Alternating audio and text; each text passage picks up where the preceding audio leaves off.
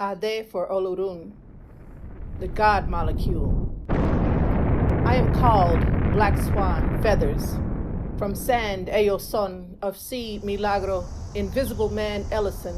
Without father, still I hold unseen power, sundials for hands, healing beyond shadow, Lastima.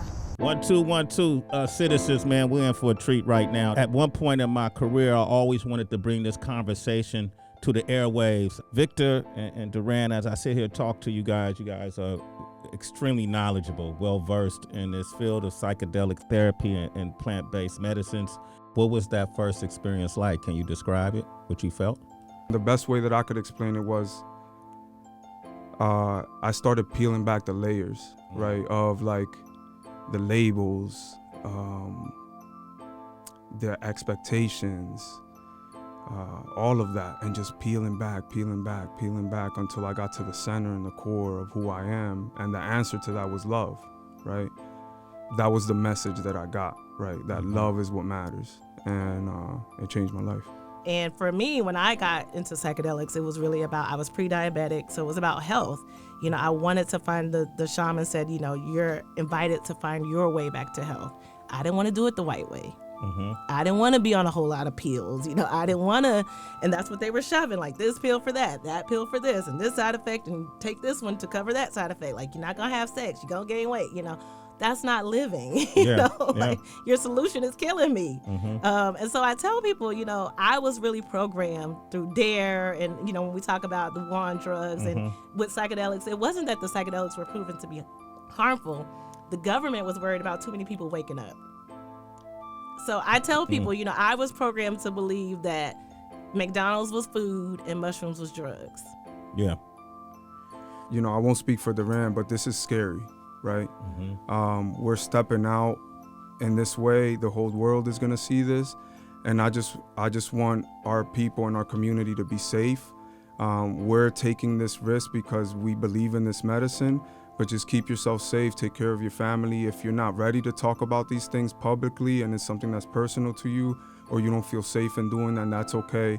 We're trying to do that work for our community, and whenever you're ready, you know, you can share, but just keep yourself safe. And we understand that for people of color, talking about this is terrifying. It's scary, yeah. Okay, so I want to ask you guys for a direct example of how you saw psychedelic therapy really improve the quality of a person's life.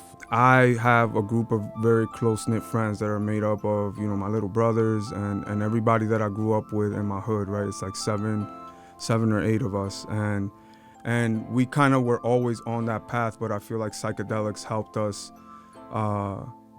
continue that growth and really solidify it.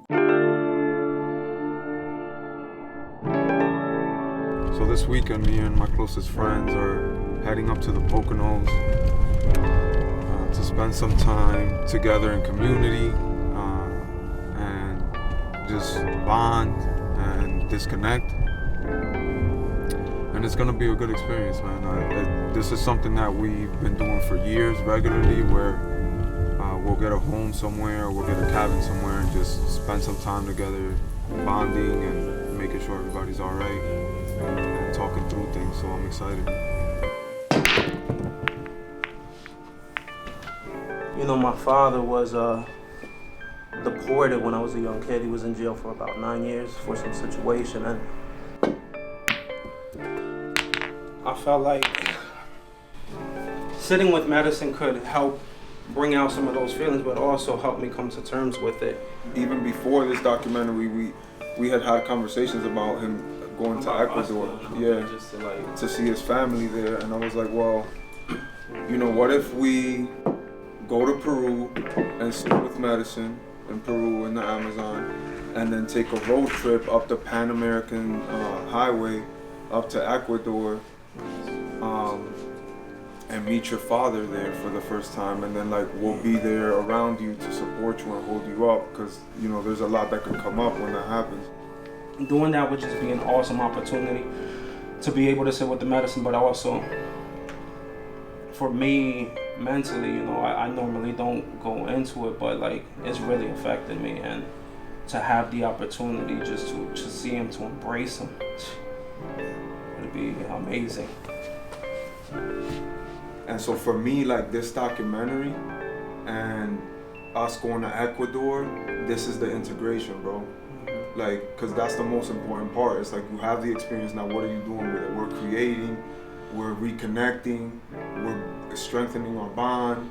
Like this is all taking what we learn and making sense of it and integrating it into our lives and making better changes so that, you know, the future generations after us don't have to go through it, but also we're healing the generations before us that went through the things that they went through. Yeah, definitely. I mean, I've told you plenty of times, you know, like after everything and sitting with medicine, I feel like I have a heightened sense of awareness, and it's almost like for years I had a block, and with that block it was like nothing can affect me, and now it's like something's in me has opened up, and it's like I can feel, and stuff is really affecting me where I'm like, wow, I need to address that. I need to have a better understanding of what's going on and work it differently rather than just saying forget it, let it go, and really push through those things. I am the Ankh, the Ara constellation, altar and offering. I am the tree of life, planted visionary from seed, forever breath returning to expanding galaxies, the one, the only, carry water, chop wood, the God molecule.